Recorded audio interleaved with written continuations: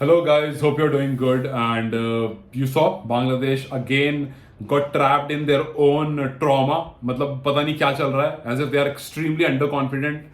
खैर तीन टॉपिक है फिलहाल जिस पे मैं बात करूंगा. सबसे पहला बांग्लादेश की performance, how it is going to help Nepal. दूसरा, दो तीन चीज जो नेपाल को मैच स्टार्ट होने से पहले सॉर्ट करनी होगी.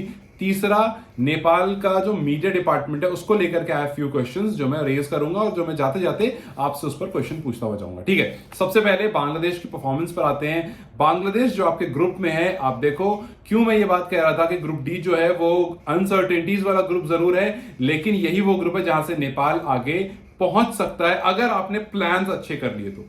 अगर आपने नीदरलैंड से, अगर आपने बांग्लादेश के खिलाफ प्लान्स अच्छे कर लिए. देखो, नीदरलैंड वो टीम है जो इस पूरे ग्रुप में सबसे अच्छे से किसी को जानती है तो नेपाल को, और नेपाल सबसे अच्छे से इस पूरे ग्रुप में किसी को जानती है तो नीदरलैंड को, क्योंकि आपने सबसे ज्यादा मैचेस उनके साथ ही खेले हैं. सो अगर आपको नीदरलैंड को हराना है, so you have to come with 100% good plans इसलिए कह रहा हूं because you have to come with plan A and plan B कि भाई हम अटैक ऐसे करेंगे. अगर ये काम नहीं किया then you have to come with this. और अगर नेपाल एकदम सिंगल हैंडेडली हारता है ना नीदरलैंड से, मैं समझ जाऊंगा कि होमवर्क नहीं करा हुआ है. अगर आप होमवर्क करके आते हो, प्लान करके आते हो, तो आप एग्जीक्यूट करते हो और वो दिखता है. सो फर्स्ट थिंग, अगर आपको नीदरलैंड्स और बांग्लादेश को हराना है, सो बांग्लादेश फिलहाल जिस तरह की टीम बनी हुई है एकदम अंडर कॉन्फिडेंट ओडीआई खेल रहे हैं ऐसा लग रहा है. मतलब शंतो हो गए, सरकार हो गए, ये सब पता नहीं क्या कर रहे हैं, साकिब अल हसन हो गए, भाई सब 38 बॉल खेल करके 20-24 रन मार रहे हैं. मतलब इनके अंदर जो वर्ल्ड कप वाला या जो पहले अटैकिंग वाला अंदाज होता था वो पूरी तरह से खत्म हो गया है. इस टीम को सिर्फ एक चीज आता है, अग्रेशन दिखवा लो, नए नए तरीका निकालो सामने वाले को ट्रोल करने का, कभी टाइम आउट करवा लो, कभी नागिन डांस करवा लो. I mean these are pathetic thing, this looks good जब आप परफॉर्म कर रहे होते हो.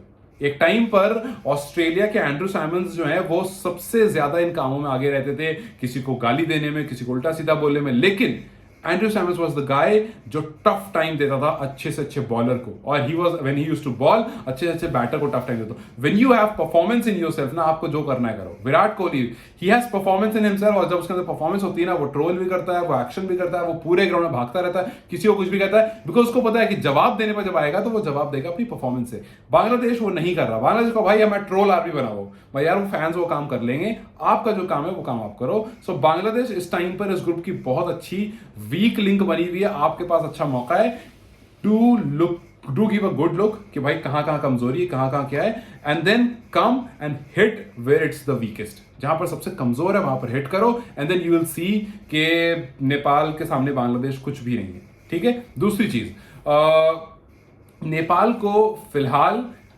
अपना टॉप 3 कि भैया आप रोहित को खिलाओगे 3 पर, या आप अनिल के साथ जाना चाहोगे, आप रोहित को नीचे कर रहे हो, या आप ऊपर दोनों में से किसी एक को हटा रहे हो, कुछ आसिफ को, कुछ जो भी है, वट एवर इज, या फिर आप चारों के साथ जा रहे हो, आसिफ, कुशल, अनिल एंड रोहित. और अगर आप चारों के साथ जा रहे हो तो क्या अनिल को 4th पर भेज रहे हो, 3rd पर रोहित को भेज रहे हो.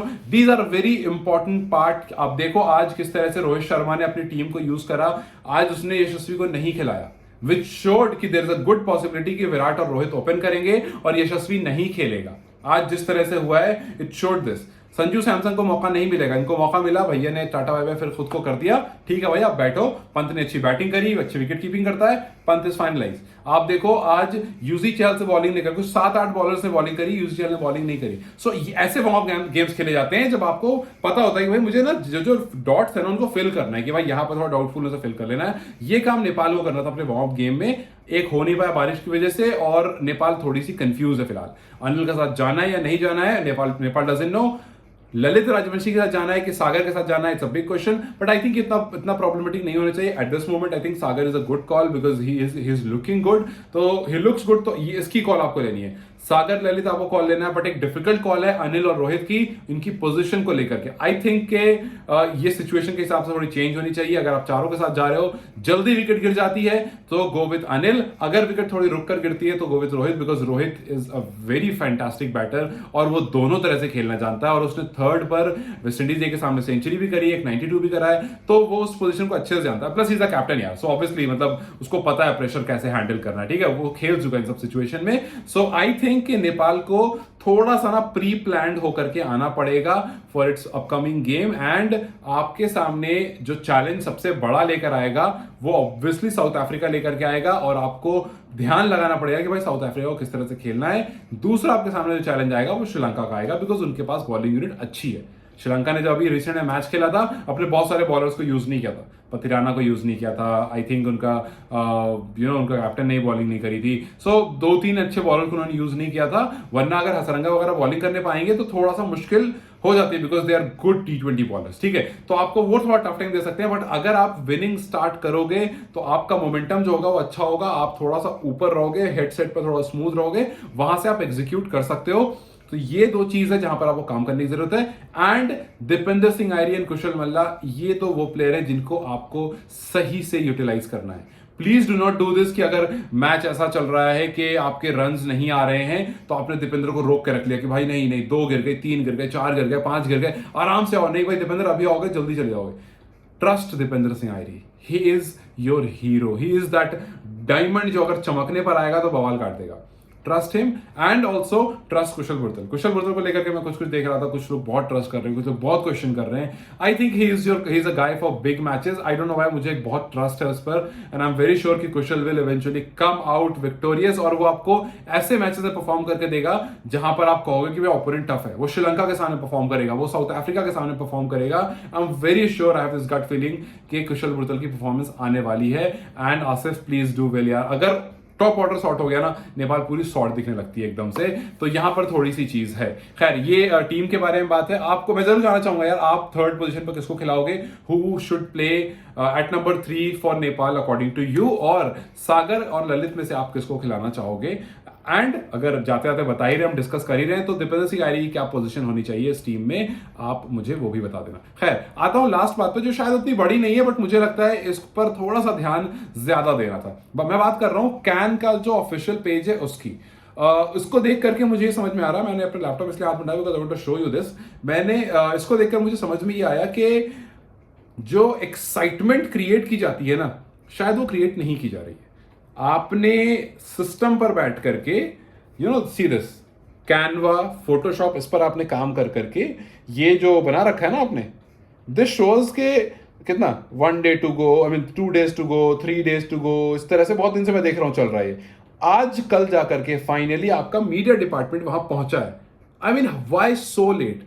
मेरे भाई, मैं आपको एक बात बता रहा हूं, आप मुझसे बोलोगे कि व्हाट्स द होल पॉइंट, क्या ही हो गया अगर लेट पहुंच रहे तो। लेट पहुंच रहे तो ये हो रहा है कि यार आप ऑडियंस के दम पर आप इतने बड़े हो, बिलीव मी। आज नेपाल के बारे में दुनिया बात इसलिए नहीं कर रही कि नेपाल अच्छी क्रिकेट कर, मतलब ऑब्वियसली इसलिए कर रही, बट इसलिए कर रही है क्योंकि नेपाल में क्रेज बहुत ज्यादा है। इवन अश्विन सेड दिस कि यार कंट्री में, उस कंट्री में या दुनिया के उस part of that world has so crazy for cricket, people out there are so crazy for cricket की मतलब देख करके मजा आता है। सो अगर आपका मीडिया डिपार्टमेंट इतना लूज रहेगा कि आपको क्या संदीप के वीजा को लेकर के इशू, क्या सबके वीजा को लेकर के इशू था? क्या आपके फोटोग्राफर, आपका जो मीडिया पर्सन है वो नहीं पहुंच पा रहा था? यार अगर आप वहां पहुंचते हो ना, आप वहां के एटमॉस्फेयर के बारे, आप वहां के पिच के बारे, आप वहां के कंडीशन के बारे आवाम को बताते हो, अपने लोगों को बताते हो जो वहां घर बैठे हैं, जो 10 साल बाद अपनी टीम को देखने वाले हैं। ये इमोशनल कनेक्ट होना बहुत जरूरी है। आप इसी पर जिंदा हो। मेरी बात हो सकता है आप में से बहुत लोगों को ये वाली लास्ट वाली बात यूजलेस लग रही होगी, क्या बात कर रहा है, मीडिया का एक दिन पहले ही पहुंचे तो क्या हुआ? बिलीव मी, जब मीडिया 4-5 दिन पहले पहुंचता है तो एक इमोशनल कनेक्ट होता है, प्लेयर से फैंस का कनेक्ट होता है, और वो चीज बाद में बहुत हेल्प करती है। आप अपने इमोशन से यहां तक पहुंचे हो, अपनी परफॉर्मेंस से पहुंचे हो, लेकिन यार अगर सिर्फ परफॉर्मेंस से पहुंचते तो आप नेदरलैंड्स जैसे बन के रहते। आप नेपाल इसलिए बन गए हो बिकॉज आपके पास इमोशंस हैं, फैंस हैं, प्लेयर्स हैं। ये एक पूरा पिलर है, और पिलर इसलिए क्योंकि अगर कोई परफॉर्म नहीं करता है तो फैंस क्रिटिसाइज करते हैं, फैंस क्रिटिसाइज करते हैं, प्लेयर्स को पता चलता है तो वो परफॉर्मेंस पर आता है। देखो, प्लेयर कितना छोटा हो, कितना बड़ा हो, क्रिटिसिज्म से फर्क उसको पड़ता है। Look at Virat Kohli, at this moment उससे बड़ा प्लेयर नहीं है ना भाई कोई। विराट कोहली को जब क्रिटिसाइज किया गया, उसने आईपीएल में जाकर के 180-160 के स्ट्राइक रेट से खेलना शुरू कर दिया, कुछ मैच में 200 स्ट्राइक रेट से खेला, वरना उससे पहले 110-120 से खेल रहा था।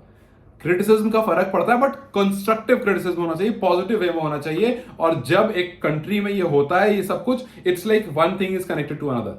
जब आप देखते हो बुरा परफॉर्म होता है, आप क्रिटिसाइज करते हो, वो डबल प्रैक्टिस करता है, उसको इंप्रूव करता है। तो ये सब कुछ जब चल रही होती है ना, और वो कनेक्ट होता है। आप सोचो ना, कुशल बुर्दर बैठ करके देख रहा है कि यार मेरे बारे नेपाल में लोग बात कर रहे हैं कि आज जब मैं प्रैक्टिस कर रहा था तो मेरे से ये मिस्टेक हुई, उसको वो चीज कनेक्ट करती है कि यार when I will go back. वरना आप सोचो कोई मीडिया कनेक्शन नहीं है, वो खेल कर आ रहे हैं, उनके दिमाग में रहेगा ही नहीं कि भाई ऐसा कुछ हुआ भी है, या हाँ हुआ भी है तो ठीक है, हम हार के आ गए या जीत के आ गए या ये करके आ गए या वो करके आ गए। कनेक्ट नहीं है। जब तक कनेक्ट नहीं होता है तब तक टीम बड़ी नहीं। 2011 के बाद इंडिया में क्रिकेट बहुत ज्यादा ट्रांसफॉर्म हुआ, इनफैक्ट 2007 के बाद बहुत ज्यादा ट्रांसफॉर्म हुआ है। रीजन जब वो जीत कर आए थे तो जो कनेक्शन उनको मिला, उससे उनको भरोसा उनका ना यहां चला गया। 2011 जीत गया तो यहां चला गया।